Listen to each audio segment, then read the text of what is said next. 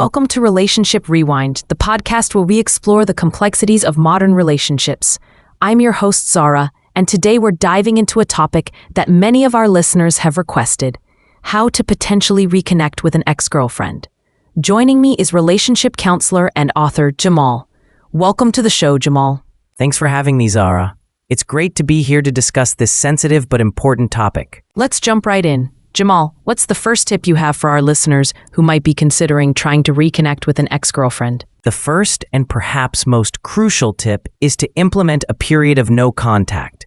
This means refraining from all forms of communication, calls, texts, social media interactions, for a set period, typically around 3 to 4 weeks. That sounds challenging. Why is this no contact period so important? It serves multiple purposes, Zara. Firstly, it gives both parties time to process their emotions and gain perspective on the relationship. Secondly, it allows the tension from the breakup to dissipate. And thirdly, it creates an opportunity for your ex to miss your presence in their life. I can see how that could be effective. What's the second tip you'd recommend? The second tip is to focus on personal growth and self-improvement during this period of separation. This isn't about changing who you are fundamentally, but rather about addressing any issues that may have contributed to the breakup and becoming the best version of yourself. Could you give some examples of what this self-improvement might look like? Certainly. It could involve working on communication skills, managing stress more effectively, pursuing neglected hobbies or interests, or even physical self-care, like adopting a healthier lifestyle. The key is to focus on positive changes that make you feel more confident and fulfilled.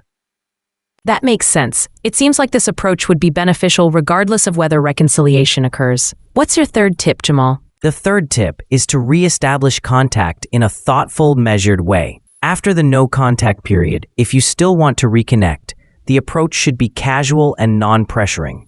The goal is to open a dialogue, not to immediately jump back into a relationship. How would you suggest initiating this contact?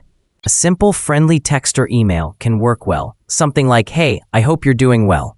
I came across something that reminded you of them, and it made me think of you. How have you been?" This opens the door for communication without any expectations or pressure.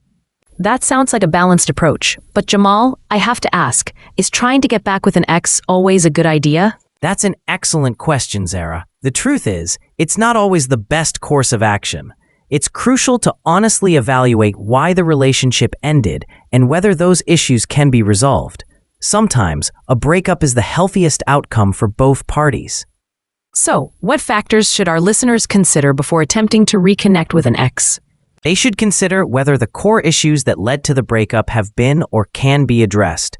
They should also reflect on whether they genuinely miss the person and the relationship, or if they're just afraid of being alone. It's also important to consider if both parties are in a place where they can approach the relationship with new perspectives and renewed commitment. Those are really important points, Jamal. It seems like self-reflection is a crucial part of this process. Absolutely, Zara. Self-reflection is key. It's also worth noting that these tips we've discussed, taking time apart, focusing on personal growth, and approaching reconnection thoughtfully, are valuable practices for any relationship, not just when trying to reconnect with an ex. That's a great point.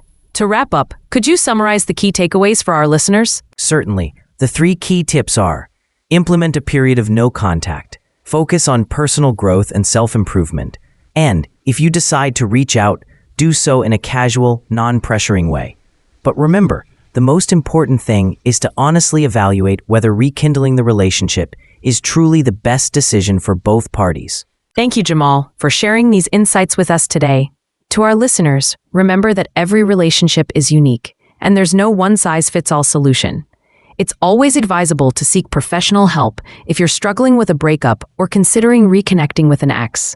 Until next time, this is Zara, signing off from Relationship Rewind.